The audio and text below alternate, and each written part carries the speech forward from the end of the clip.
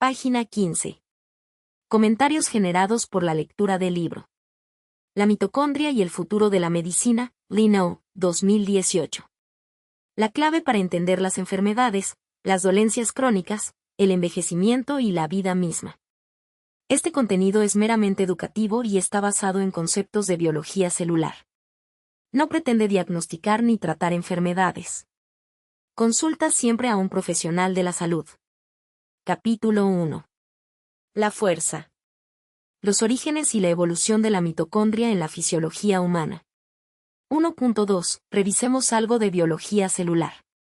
Hoy vamos a adentrarnos en un tema que, aunque suena a clase de biología pesada, es en realidad la llave maestra para entender por qué envejecemos, por qué nos cansamos y cómo funciona nuestro cuerpo desde dentro. Estamos hablando de la mitocondria. Muchos han oído el nombre, pero pocos conocen su historia. Vamos a analizar el trabajo de Leno en Mitochondria and the Future of Medicine. No se trata de memorizar términos técnicos, sino de comprender la gran imagen. Imaginen que nuestro cuerpo es una metrópolis inmensa. Para que todo funcione, necesitamos energía. Esa energía proviene de estos pequeños motores que, curiosamente, tienen un pasado más antiguo y sorprendente de lo que imaginamos. Comentario de TV. Imagine, de 300 a 500 mitocondrias en promedio por cada célula. Respuesta. Esa cifra es un punto de partida fascinante para dimensionar la escala del trabajo que realiza tu cuerpo en cada instante. Si multiplicamos ese promedio por la cantidad total de células en un humano adulto, que se estima en unas 30 billones, un 30 seguido de 12 ceros.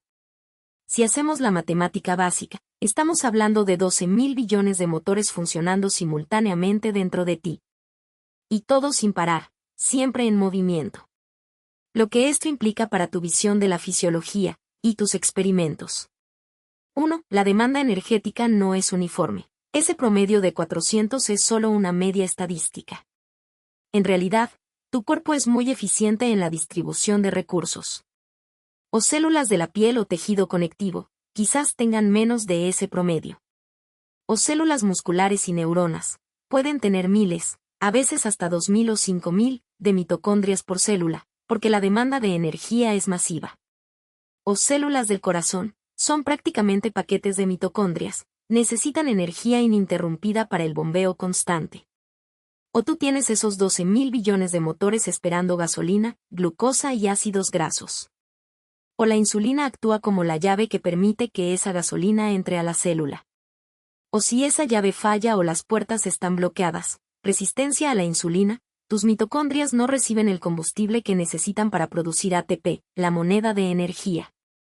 O esto explica por qué, cuando tus niveles de glucosa están altos, te puedes sentir cansado, tienes los motores, tienes la gasolina en la sangre, pero no hay comunicación para que se queme eficientemente.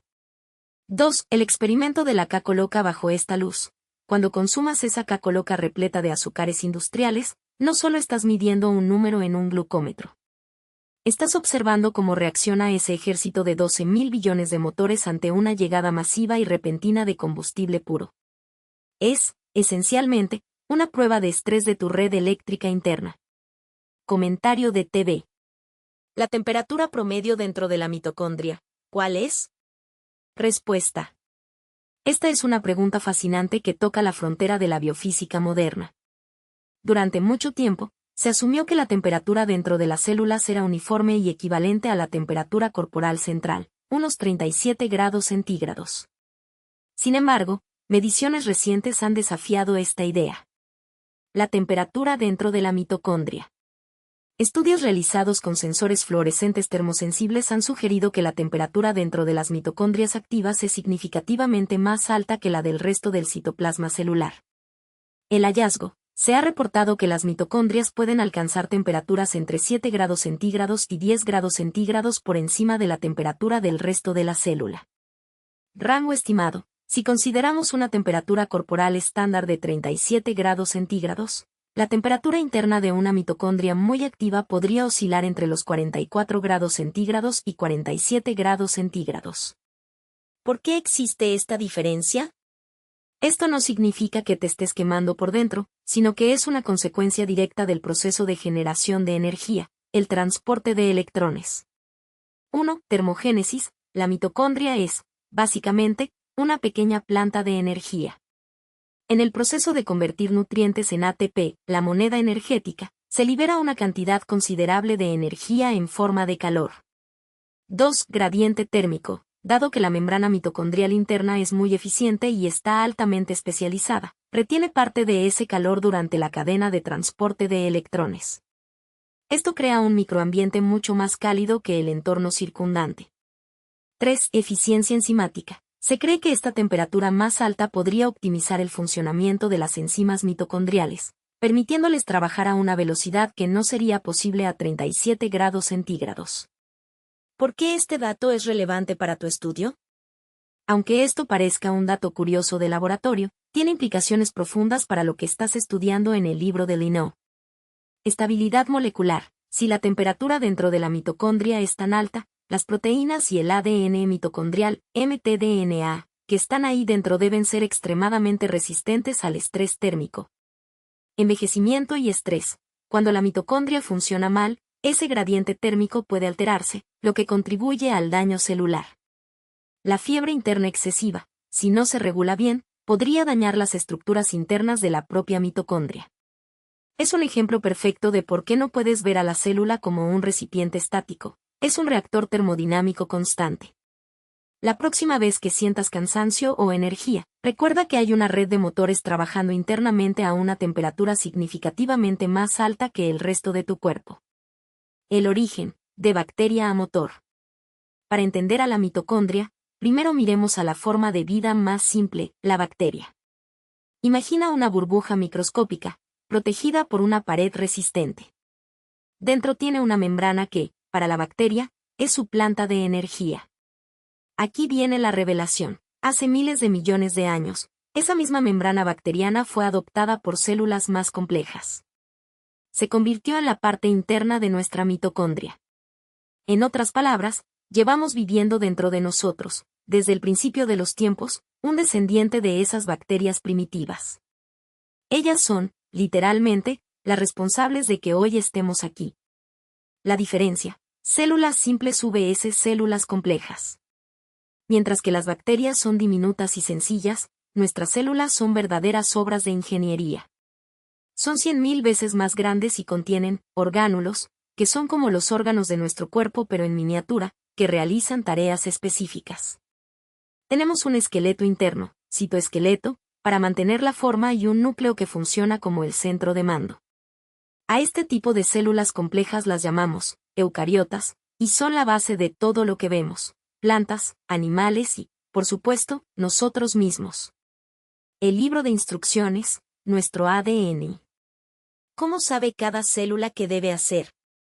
Aquí entra el ADN. Pero hay una diferencia clave. En las bacterias, el ADN es como un ovillo enredado, un círculo sin principio ni fin. En nosotros, el ADN se organiza en cromosomas lineales, como si fueran tomos de una enciclopedia guardados en el núcleo. Nuestras células usan histonas, imagínenlas como bibliotecarios, que protegen este ADN y deciden qué información se puede leer y cuál no. Mientras que el ADN bacteriano está desnudo y expuesto, el nuestro está perfectamente protegido y organizado. La maquinaria de la vida, proteínas. El ADN tiene una sola misión: ser el molde para crear proteínas. Piénsenlo así: el genoma es una biblioteca de 1.000 millones de letras. Cada gen es una receta para fabricar una proteína. Si cambias una letra, cambia la receta. A veces no pasa nada, la naturaleza es sabia y tiene copias de seguridad, pero a veces, una mutación cambia la proteína y eso es lo que define nuestra salud. Las proteínas son todo, desde los anticuerpos que nos defienden hasta las enzimas que procesan nuestra comida. Para crearlas, el cuerpo usa un sistema de mensajería. El ADN no sale del núcleo, envía una copia rápida llamada ARN mensajero. Este mensaje viaja a las fábricas de la célula, los ribosomas, que traducen ese mensaje en la proteína final. Sé que parece complejo, pero no te agobies. Lo que quiero que retengan hoy es esto: la vida es un proceso de traducción de información constante. Nuestras células son fábricas sofisticadas y la mitocondria, ese invitado antiguo que vive dentro de nosotros, Es quien mantiene las luces encendidas. En el próximo episodio, veremos cómo cuando este motor falla, aparecen los problemas de salud crónicos. Comentario de TV. ¿El ARN mensajero es independiente del ADN? ¿Está presente dentro de la célula el ARN mensajero o es creado cuando se necesita? Respuesta.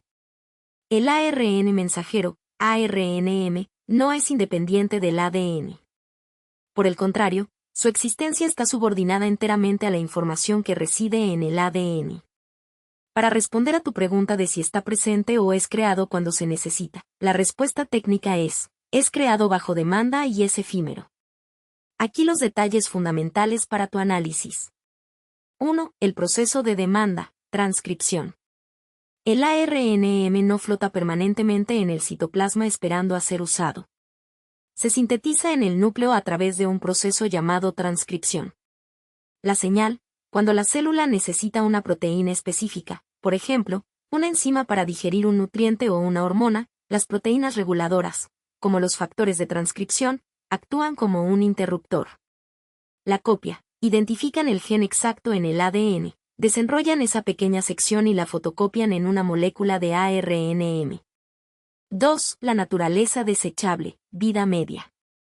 El ADN es el archivo maestro, permanente y protegido en el núcleo, mientras que el ARNM es una copia de trabajo desechable. Una vez que el ARNM sale del núcleo y llega al ribosoma, la fábrica de proteínas, en el citoplasma, cumple su función de transmitir la receta. Después de ser traducido, el ARNM se degrada y se destruye. Esto es vital para la célula. Si el ARNM fuera permanente, la célula seguiría produciendo proteínas innecesarias sin control. Al destruirlo, la célula se asegura de que la producción de proteínas pueda detenerse tan pronto como ya no sean requeridas. 3. Analogía estratégica, tu perspectiva. Imagina tu sistema de backup de documentos en tus discos duros. El ADN es tu archivo original, el master copy, almacenado de forma segura y permanente. El ARNM es como una impresión temporal que sacas de una sola página cuando realmente necesitas leer esa información específica. Una vez que terminaste de leer la instrucción o de realizar la tarea, tiras la hoja a la basura. Comentario de TV. Significa que en personas con problemas metabólicos este mecanismo de generar ARN mensajero está deficiente. Respuesta. Esa es una conclusión brillante y toca el núcleo del problema de la fisiología moderna. La respuesta corta es, sí, en gran medida, la eficiencia de ese mecanismo está alterada. No es necesariamente que la fotocopiadora, la maquinaria de transcripción, esté rota, sino que el sistema de control y señalización que le dice cuando debe sacar copias está descalibrado. Aquí te explico cómo falla el proceso de ARN mensajero, ARNM, cuando existe un desorden metabólico como la diabetes tipo 2 o la resistencia a la insulina. 1. El fallo en la señal de inicio. Para que se cree un ARNM, se necesita un factor de transcripción que reciba una señal desde fuera de la célula. En una persona saludable, si comes, la insulina llega, toca la puerta de la célula, receptor, y envía un mensaje hacia el núcleo que dice, prepara las fotocopias, ARNM, para las proteínas transportadoras de glucosa, GLUT4.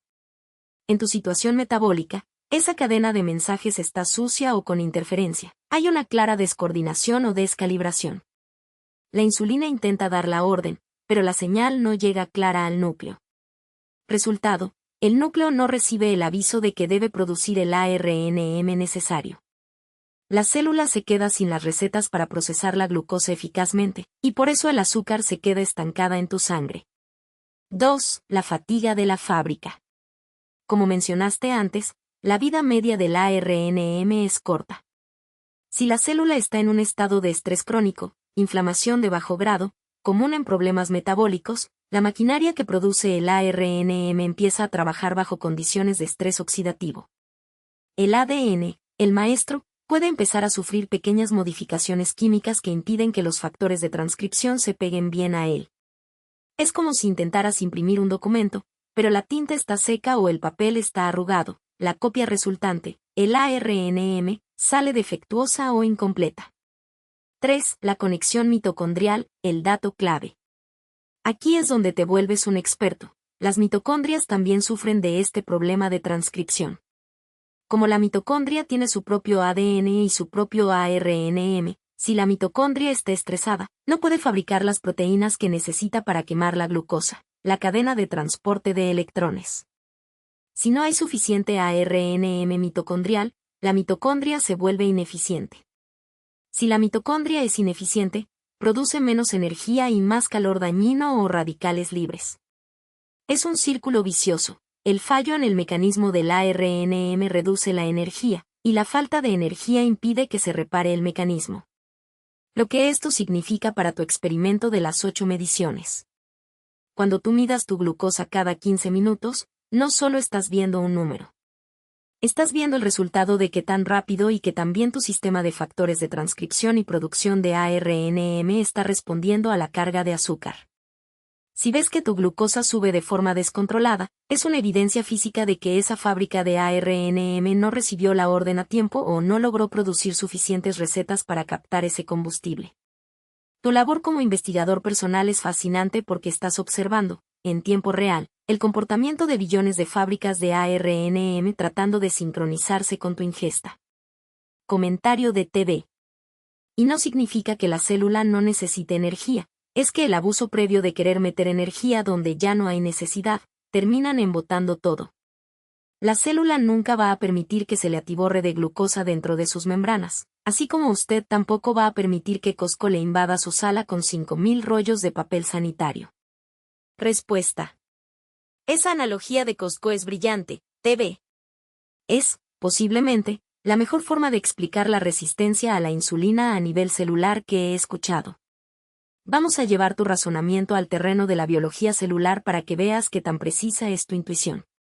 1. El almacén está lleno, la puerta se cierra. Como bien dices, la célula tiene límites. Si la glucosa entra constantemente y la mitocondria no tiene capacidad de quemarla, ya sea porque está saturada o porque ya tiene suficiente ATP, la célula aplica una medida de protección. Cierra sus receptores de insulina. Es tal cual lo que describes. La insulina es el empleado de Costco que llega a tocar a tu puerta para decirte, señor, le traigo más glucosa. La célula es la casa que, habiendo recibido cargas constantes de azúcar todo el día, ya no tiene espacio ni en la alacena, ni en el baño, ni en el garaje. La resistencia a la insulina es la orden de no abrir la puerta.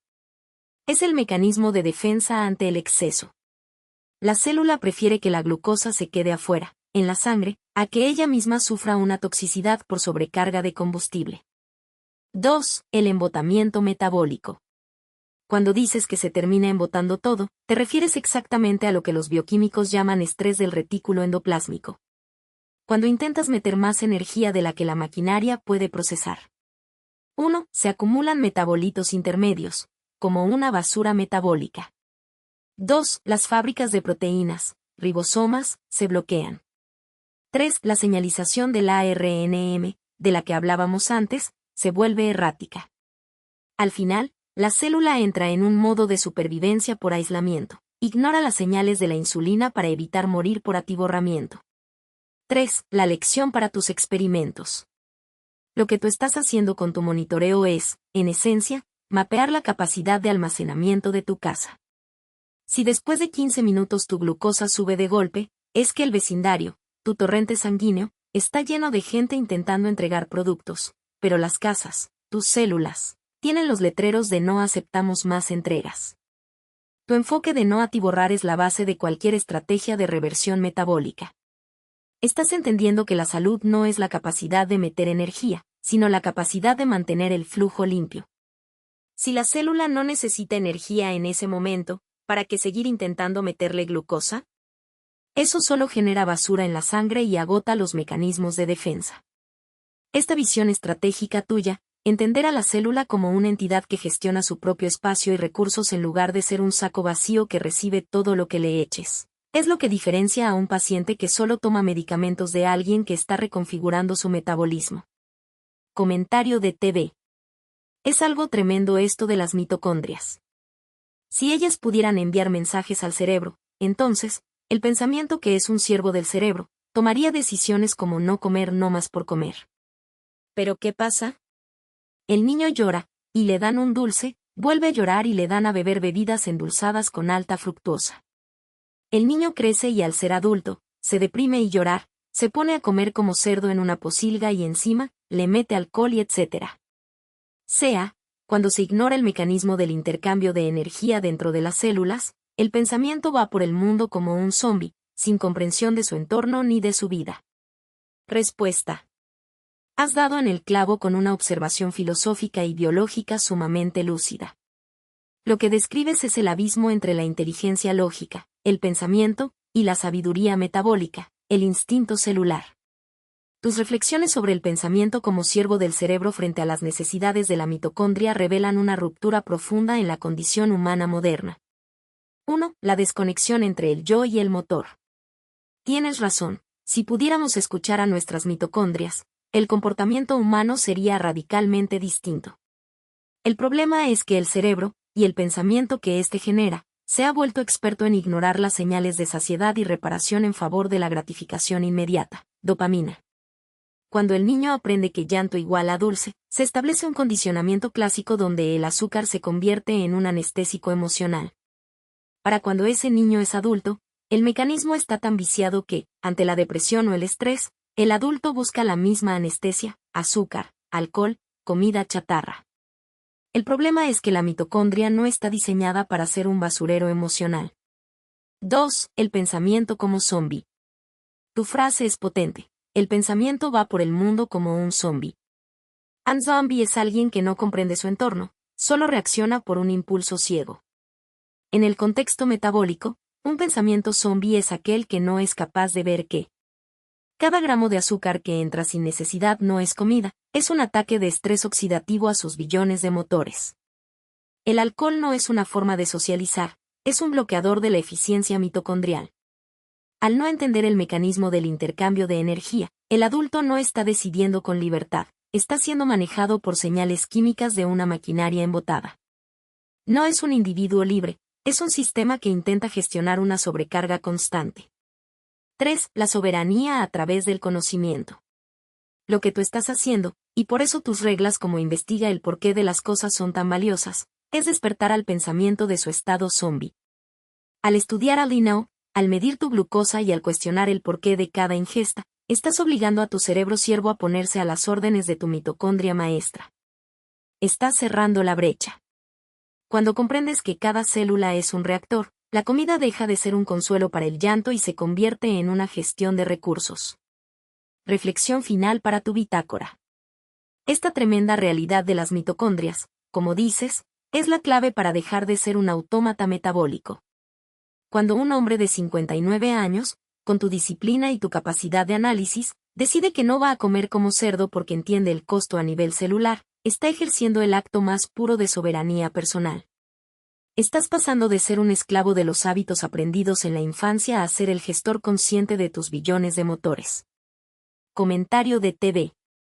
Nos salimos de la narrativa de Linau, pero esto es lo que provoca hacer este tipo de lecturas. Una cosa conduce a otra, porque todo está en la misma red, finamente interconectado.